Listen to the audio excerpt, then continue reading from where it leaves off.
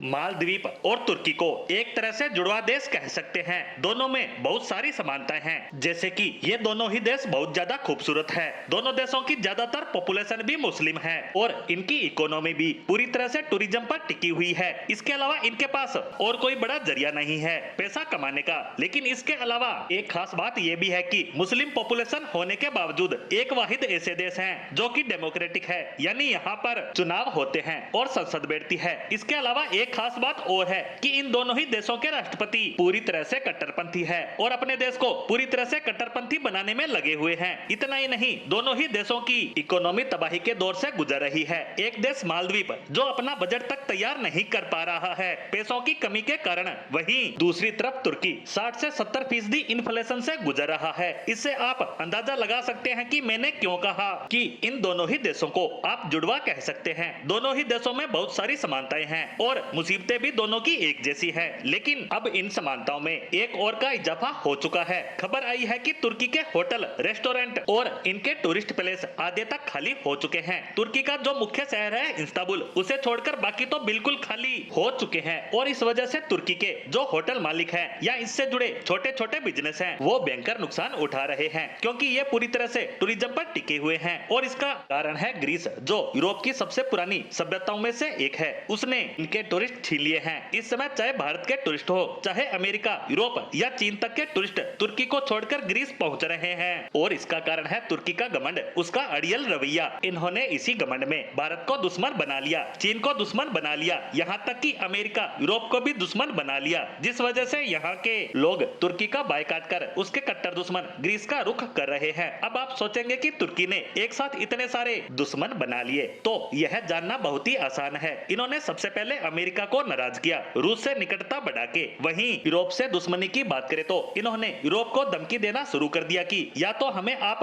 पैसे दो, advance technology दो, नहीं तो सीरिया जैसे देशों से जो रिफ्यूजी आ रहे हैं उन्हें हम देश में भरना शुरू कर देंगे और यूरोप में घुसा देंगे, जिससे आपके देशों में तबाही मच जाएगी। ये लोग आपके देश में घूम घूम कर भयंकर क्राइम करेंगे और आपके देशों का सत्यानाश कर देंगे। और इसे देखकर यूरोपियन लोगों को लग रहा है कि तुर्की उनका भयंकर दुश्मन है, ये हमें ब्लैकमेल कर रहा है। तो भारत इसलिए नाराज है कि ये घमंड में आकर पाकिस्तान के साथ लग गया और कश्मीर का मुद्दा अंतर्राष्ट्रीय मंचों पर उठाने लगा, जिससे इसका कोई सरोकार तक नहीं है। वहीं उइगर मुसलमानों का मुद्दा उठाकर चीन से दुश्मनी मोल ले ली और दुनिया भर के लोग तुर्की को सबक सिखाने के लिए बाइकाट तो कर रहे हैं, साथ ही तुर्की के कट्टर दुश्मन ग्रीस का समर्थन कर रहे हैं। और ऐसा ही मालदीव के साथ भी हो रहा है। और अब जब उसकी अर्थव्यवस्था कंगाली की कगार पर आ चुकी है, तो वह चीन का साथ छोड़कर भारत के आगे हाथ फैला रहा है कि हमसे गलती हो गई, लेकिन अब आप हमें बचा लो, हमारी देश की अर्थव्यवस्था को बचा लो। इस तरह से देखा जाए तो भारत से दुश्मनी रखने वाले मालदीव और तुर्की दोनों ही देश बर्बाद होने की कगार पर खड़े हैं।